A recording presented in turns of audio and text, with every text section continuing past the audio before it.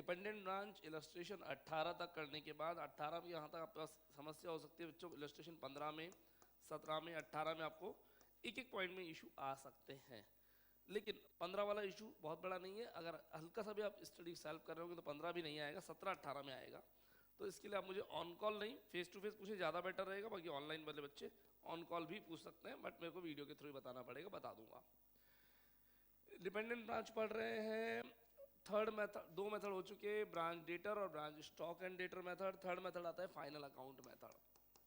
बकवास मेथड है, मैंने पहले ही कह रखा है, इंपॉर्टेंट नहीं है। दो इंपॉर्टेंट है, फर्स्ट और सेकंड, डेटर और branch stock and debtor method. Debtor method जब क्वेश्चन साइलेंट हो, स्टॉक एंड डेटर मेथड जब क्वेश्चन में साफ साफ कहा हो, है ना। Final account method same as branch debtor method. Debtor कौन सा था? फर्स्ट वाला है ना। इसमें फाइनल अकाउंट है तो क्वेश्चन में क्या लिखा होगा?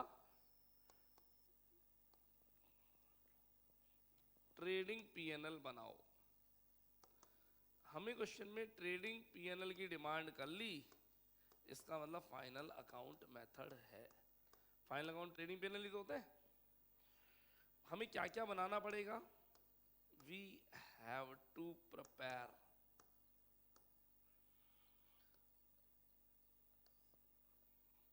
ब्रांच अकाउंट, जैसा बनाते थे वैसा का वैसा फर्स्ट मेथड में बनाते थे ना अपन।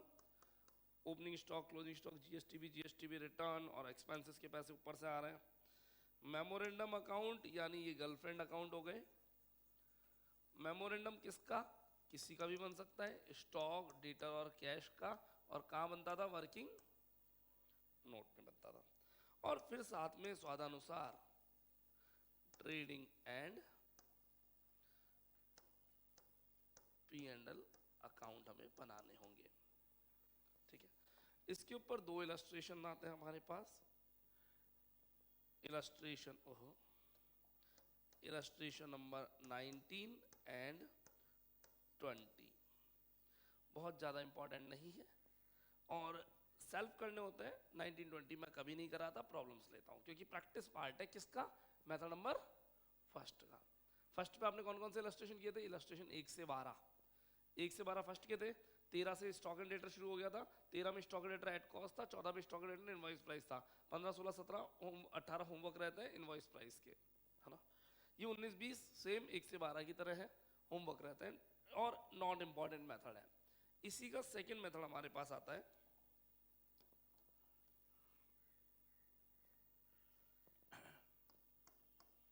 मैं कलर चेंज करूंगा यहाँ पे,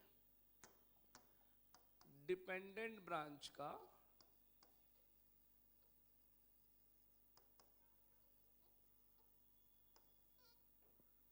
फोर्थ प्लान हमारे पास आता है होलसेल प्राइस मेथड।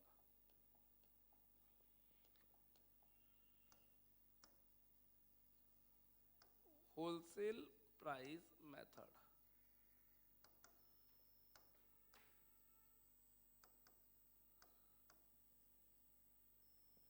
ठीक है। और इसके बारे में मुझे कुछ नहीं बोलना, same as branch stock and debtor, यानी सेकंड वाला मेथड था ना हमारा, उसकी तरह चलेगा। स्टॉक एंड डेटर मेथड याद करो कौन सा था? जिसमें सारी जनरल एंट्रीज होंगी। हेड ऑफिस और ब्रांच के बीच के ट्रांजेक्शन आएंगे या ऑल ट्रांजेक्शन आएंगे? All transaction. इसमें आते थे हेड ऑफिस और ब्रांच के ट्रांजेक्शन, इसमें ऑल ट्रांजेक्शन आएंगे। जनरल एंट्री होगी और जनरल एंट्री की पोस्टिंग होगी। कौन कौन से अकाउंट में? Branch stock account, branch debtor, branch expenses, जीएसटीबी और ब्रांच पीएनएल, जिसका नाम बदल के ब्रांच एडजस्टमेंट कर दिया गया था। इसमें एक कंसेप्ट है, हाँ यहाँ पे मैं लिखना भूल गया, ये ब्रांच अकाउंट है ना, ऑलवेज एट कॉस्ट ही बनता है। इसमें इनवॉइस प्राइस का कंसेप्ट नहीं है। फाइनल अकाउंट मेथड के अंदर इनवॉइस प्राइस नहीं बनेगा, एट कॉस्ट ही बनाना। अगर इनवॉइस प्राइस दे भी रखी हो तो आपको कॉस्ट में कन्वर्ट करके बनाना पड़ेगा। एट कॉस्ट और ऑलवेज एट कॉस्ट लिख लो तो बहुत बढ़िया है। ऑलवेज एट कॉस्ट ही बनाना है, इनवॉइस प्राइस बनाना ही नहीं है। इसके ऊपर हमारे पास एक क्वेश्चन है, इलस्ट्रेशन नंबर 21। ये हमारे इस चैप्टर का स्लैग एरिया है। स्लैग एरिया जहाँ आपको बहुत ज़्यादा फोकस करने की जरूरत नहीं, आपको फोकस कहाँ करना है? इलस्ट्रेशन 1 से 18 पे। 1 से 18 में मैं क्रीम निकाल के दे दूंगा, उन पे फोकस करना। चैप्टर बड़ा नहीं है, बहुत बड़ा है साइज में। अब सुनना, इसके बाद चैप्टर की कहानी शुरू होती है। हमारी यहाँ पे ही डिपेंडेंट ब्रांच पूरी खत्म हो जाती है। डिपेंडेंट ब्रांच कितने मेथड? 4। डेटर इलस्ट्रेशन 1 से 12, स्टॉक एंड डेटर इलस्ट्रेशन 13 से 18, 19, 20 ये रहे, 21 ये रहा। ठीक है। इसके बाद शुरू होता है इंडिपेंडेंट ब्रांच और फिर आती है फॉरेन ब्रांच। इंडिपेंडेंट ब्रांच हमारे सिलेबस में है लेकिन एग्जाम में कभी नहीं पूछी गई, पूछी भी नहीं जा सकती। क्यों नहीं पूछी जा सकती? उसके क्वेश्चन की साइज जो है वो मैं आपको लास्ट में दिखाऊंगा, बिल्कुल लास्ट में। टाइम लगेगा अभी चैप्टर में बहुत आराम, तब मैं आपको दिखाऊंगा ये क्वेश्चन की साइज लार्ज नहीं है, एक्स्ट्रा लार्ज नहीं है, डबल एक्सल है। तो क्वेश्चन जब स्टार्ट करने बैठते हैं तो कम से कम 1.5 घंटे का क्वेश्चन खिंचता है इंडिपेंडेंट ब्रांच का। सन 2014 से ये वाला सिलेबस आया है, ब्रांच अकाउंटिंग सिलेबस में। अभी तक कभी भी इंडिपेंडेंट ब्रांच नहीं पूछा गया और नहीं पूछा जाएगा। क्यों? बच्चे को 1.5 घंटे का क्वेश्चन दे नहीं सकते। तो या तो डिपेंडेंट आती है या फॉरेन आती है। इंडिपेंडेंट मैंने पहले दिन ही जब बॉक्स बनवाया था तो मना कर दिया था कि इंडिपेंडेंट में हम फोकस नहीं करेंगे। मैं सीन जरूर दिखाऊंगा आपको, लेकिन 5 मिनट में दिखा करके छोड़ दूंगा, लिखेंगे हम ना कुछ भी नहीं। इसके बाद हम एंट्री मारेंगे फॉरेन ब्रांच में। फॉरेन ब्रांच के हमारे पास 3 इलस्ट्रेशन है। ईजी नहीं है, वेरी इजी है। इजी नहीं है, वेरी इजी है फॉरेन ब्रांच। इलस्ट्रेशन 29, 30, 31। तो 21 के बाद सीधे किस पे चलते हैं? 29, 30, 31। बात करता हूं बोर्ड पे। डिपेंडेंट ब्रांच इलस्ट्रेशन 1 से लेकर 21 तक। इंडिपेंडेंट हम बात ही नहीं करेंगे, हम इससे गो थ्रू करेंगे केवल। फॉरेन ब्रांच इलस्ट्रेशन 29, 30 और 31। इसमें 29 और 31 ज़्यादा इजी है। 30 में थोड़ा सा इन्होंने झोल डाला हुआ है, कोई दिक्कत वाली बात नहीं। लेकिन फॉरेन ब्रांच जब आप पढ़ लेंगे तो पढ़ने के बाद आप कहेंगे कि एग्जाम में काश फॉरेन ब्रांच आ जाए। मतलब आपकी लड़ाई किस किस की है सुनना जरा। हम अगर यूनिट 1 की बात करें तो यूनिट 1 के अंदर हमारे पास है ना, यूनिट 1 फाइनल ईयर के हिसाब से, ठीक है, और सेमेस्टर वालों के हिसाब से यूनिट दूसरी आएगी। हम अगर हमारी यूनिट की बात करें, ऐसा बोलते हैं, तो इस यूनिट में क्या क्या है? एक तो डिपार्टमेंट और एक ब्रांच। बच्चे कहते हैं डिपार्टमेंट आ जाए, नहीं बच्चे कहते हैं फॉरेन ब्रांच आ जाए, नहीं तो डिपार्टमेंट आ जाए, नहीं तो फिर ब्रांच का कुछ और आ जाए। फर्स्ट प्रायोरिटी बच्चे क्या रखते हैं? फॉरेन ब्रांच आ जाए। फॉरेन ब्रांच आसान है क्या? बहुत आसान है। बात करते हैं फॉरेन ब्रांच की, आ जाओ।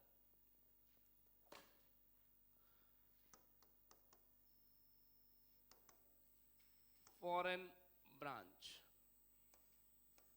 हेड ऑफिस एंड ब्रांच जब डिफरेंट कंट्रीज में हो, हेड ऑफिस और ब्रांच कहां हो? जब डिफरेंट कंट्रीज में हो तो फॉरेन ब्रांच का क्वेश्चन अराइज होता है। हेड ऑफिस और ब्रांच कहां हो? डिफरेंट कंट्रीज, यानी हेड ऑफिस एक कंट्री में और ब्रांच किसी दूसरी कंट्री में हो। तो क्या इनकी आपस में करेंसी चेंज हो जाएगी क्या? सोचो, करेंसी चेंज होगी नहीं होगी? होगी। अब बहुत सिंपल सी बात है, अगर हेड ऑफिस इंडिया में है, अब हम एग्जाम्पल लेते हैं बहुत बढ़िया। अपने पास एग्जाम्पल है पतंजलि का। पतंजलि का head office India Haridwar, branch New York में भी है। अब न्यूयॉर्क वाली ब्रांच तो डॉलर्स में डील करेगी या पाउंड्स में डील करेगी। फॉरेन में जितनी ब्रांचेज होंगी डॉलर पाउंड में डील करती है नॉर्मली, है ना। जिस भी करेंसी में वहाँ की करेंसी फॉरेन करेंसी में डील करेंगी, वहाँ का जो बही खाते और रिकॉर्ड होंगे वो फॉरेन करेंसी में होंगे। वो वहाँ बही खाते यहाँ से वहाँ से यहाँ भेजेंगे, वो फॉरेन करेंसी में आएंगे। हमको फॉरेन करेंसी वाले समझ में नहीं है, हम किस में कन्वर्ट कर लेंगे? इंडियन रुपीज़ में। इंडियन रुपी कहाँ की करेंसी है? इंडिया की नहीं, बोलो हेड ऑफिस की। यानी किस हेड ऑफिस की करेंसी को ब्रांच की करेंसी में चेंज करना है या ब्रांच की करेंसी को हेड ऑफिस की करेंसी में चेंज करना है? चेंज कौन होगा, हेड ऑफिस या ब्रांच? ब्रांच चेंज होगी। हेड ऑफिस कैसे बदल सकता है यार? ब्रांच अलग अलग कंट्रीज में है, सारी ब्रांचेस की कंट्रीज को किस में बदलेंगे? हेड ऑफिस की करेंसी बदल लेंगे। बिल्कुल सिंपल सा करेंसी कन्वर्जन का गेम आएगा और कुछ भी नहीं, है ना। हमें क्या क्या बनाना पड़ता है यहाँ पर? We have to prepare, we have to prepare.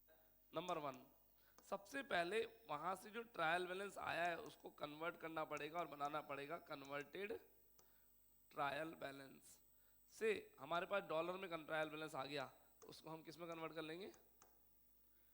Indian rupees में कन्वर्ट कर लेंगे हेड ऑफिस वाली करेंसी में, है ना।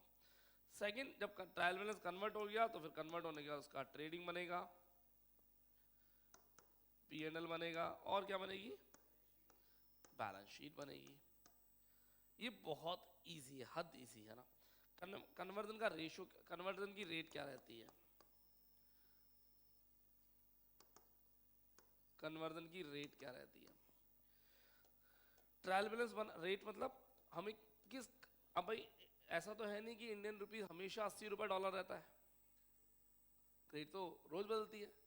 ट्रायल बैलेंस बनाए साल के एंड में, तो रेट एंड की लगाए या आइटम वाइज देखें, आइटम वाइज देखनी पड़ेगी आपको, बताता हूं मैं। अगर ओपनिंग स्टॉक है, क्या है, ओपनिंग स्टॉक, तो वो साल की ओपनिंग रेट पे बदलेगा।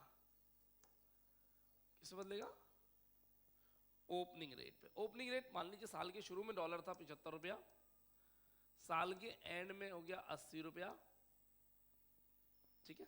शुरू में 75, लास्ट में 80, कुछ भी हो सकता है, शुरू में 80 लास्ट में 75 भी हो सकता है। क्या, मैं चेंज कर देता हूँ, मैं रखता ही नहीं, ये लो, साल के शुरू में था 80 रुपया, साल के एंड में हो गया 75 रुपया। अब किस पे कन्वर्ट होगा बताओ, 80 पे कन्वर्ट होगा, ओपनिंग रेट पे कन्वर्ट करना है ना आपको, तो ठीक है।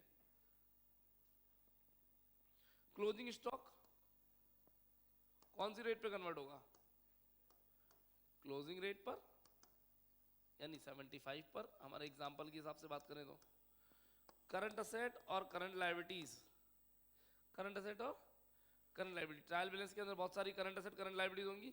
करंट असेट मान लीजिए डेटर है, अब डेटर वैसे तो साल भर चलता है, लेकिन जो आपको डेटर का अमाउंट बताया, मान लीजिए डेटर का अमाउंट बताया आपको 10 पाउंड और 10 डॉलर, अब वो 10 डॉलर जो है वो डेटर कब के हैं, साल के शुरू के हैं, पूरे साल के हैं, या लास्ट के हैं, नहीं, पूरे साल 10 डॉलर के डेटर थोड़ी थे आपके, सोचो ना, क्या डेटर पूरे साल 10 डॉलर के थे क्या, है ना। साल के एंड के 10 डॉलर के डेटर माने जाते हैं, क्लोजिंग एसेट करंट लायबिलिटीज का एंडिंग बैलेंस माना जाता है, तो इसे क्लोजिंग रेट पे ही कन्वर्ट किया जाएगा। भाई आज 10 डॉलर की डेटर है, किसी ने पैसा दे दिया तो कम हो जाएंगे, किसी ने पैसा और ले लिया तो उधार और लिया तो ज्यादा क्यों हो जाएंगे, हो सकता है क्या। Current asset current liability change होती रहती है, क्या चेंज होती रहती है, लेकिन लास्ट की डेट की क्या है हमें उससे मतलब है। चलिए, fixed assets and fixed assets and depreciation. Fixed asset और डेप्रिसिएशन की रेट क्वेश्चन में गिवन होगी, हमें दिया होगा इस रेट पे बदलना है, हम उसी रेट पे बदलेंगे, क्वेश्चन में दिया होगा। परचेज एक्सपेंसेस और इनकम साल भर चलने वाले आइटम है, साल भर चलने वाले आइटम है, इन पर एवरेज रेट अप्लाई होती है। अब मजे की बात देखना, एवरेज रेट, ओपनिंग रेट क्या है 80, क्लोजिंग क्या है 70, एवरेज 77.5 नहीं होगी, आपको इन दोनों का जोड़ के डिवाइड बाय 2 नहीं करना, एवरेज भी क्वेश्चन में गिवन होगी। सुनना, क्योंकि ऐसा हो सकता है कि एवरेज इन दोनों के बीच भी नहीं हो, अलग 82 चल रही हो एवरेज, सर ऐसा कैसे हो सकता है एवरेज, बताता हूँ, देखो सुनो, साल ओपन हुआ 80 पर, पूरे साल भर मार्केट चला 85 के आसपास, और साल के एंड में क्लोज हुआ 75 पर, तो ओपनिंग 80 क्लोजिंग 75, पूरे साल भर 85 के आसपास चला, तो एवरेज में वेट का इफेक्ट आएगा। 8 जब एवरेज निकालेंगे तो कितने दिन 80 रहा, कितने दिन 75 रहा, कितने रहा 85 रहा, 85 बहुत ज़्यादा दिन रहा है तो 80 से ऊपर का एवरेज आ जाएगा। तो एवरेज कुछ भी आ सकता है, आपको एवरेज में डिवाइड बाय 2 करके नहीं करना है, क्वेश्चन में गिवन होगी रेट, वही रेट लगानी है, ठीक है। And the last, balances of each other, balances of each other, ये क्या होता है जरा सुनना। ब्रांच कहेगी हम हेड ऑफिस को 10 लाख रुपए देंगे, सॉरी ब्रांच कहेगी हम हेड ऑफिस को 80,000 रुपए देंगे, ब्रांच कहेगी हम हेड ऑफिस को 80,000 देंगे, सुनना, हेड ऑफिस कहेगा मुझे ब्रांच से $1,000 लेने हैं, क्या बोला दोबारा सुनना, अच्छे सुनना। ब्रांच कहेगी हेड ऑफिस को हम 80,000 रुपए देंगे 80,000 रुपए और देंगे, और वो कहते हैं $1,000 लेने हैं, बात एक ही है, बात एक ही है, उन्होंने बोला $1000 लेने हैं, इन्होंने बोला $80,000 देने हैं। बात एक ही, $80,000 बोलो चाहे $1000 बोलो, बात एक ही है। एक ने कहा देने हैं, एक ने कहा लेने हैं। हाँ ठीक है, बिल्कुल क्लियर हो गई बात। अगर दोनों देने हैं बोलते तो गड़बड़ होती, दोनों लेने बोलते तो गड़बड़ होती। यानी एक के लिए असेट है तो दूसरे के लिए लायबिलिटी है। परफेक्ट है। तो balance of each other question में गिवन होंगे कि एक दूसरे से कितने कितने रुपए मांगते हैं, क्या किस करेंसी में कौन क्या मांगता है, ये भी क्वेश्चन में गिवन होगा। ये नोट्स खत्म हो गए फॉरेन ब्रांच के। इसके बाद आपको इलस्ट्रेशन उठाना पड़ेगा। क्या उठाना पड़ेगा? इलस्ट्रेशन। 2 इलस्ट्रेशन मैं कराऊंगा क्लास में और तीसरा इलस्ट्रेशन आपको करना होगा। इलस्ट्रेशन 29 आने वाला है पहले, उसके बाद 31 आएगा और फिर आएगा 30, 30। इन 3 इलस्ट्रेशन के बाहर आज तक कभी कोई क्वेश्चन गया नहीं। फिर इसके अलावा हम 7 ईयर सॉल्व पेपर जब मार्केट में आएंगे तब देख लेंगे, है ना। आपको ब्रांच अकाउंटिंग में फोकस किस पे करना है? पूरा फोकस। मैं एक बार फोकस लिख के दे देता हूँ आपको अलग से।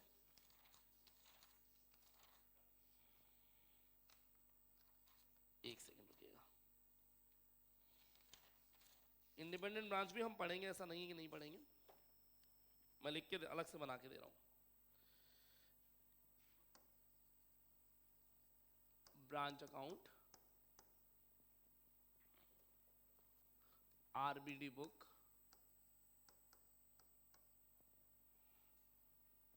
Illustration 5 double star. अभी पढ़ेंगे, क्लासेस खत्म नहीं हुई, बीच में स्टार रेटिंग करा रहा हूं क्योंकि मुझे एक बीच में टेस्ट ले रहा है ना। 6 double star, 7 single, 8 single, 9 10 11 triple है बच्चों, 12 13 सिंगल सिंगल, 14 15 16 ट्रिपल है, 17 सिंगल है और डॉलर है। डॉलर बोले तो खतरनाक, डॉलर बोले तो खतरनाक। 18 19 20 21 सिंगल है,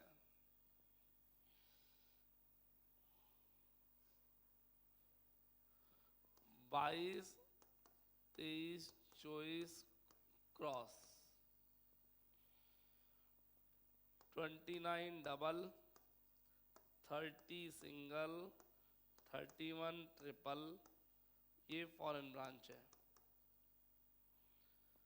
ये फॉरेन ब्रांच है।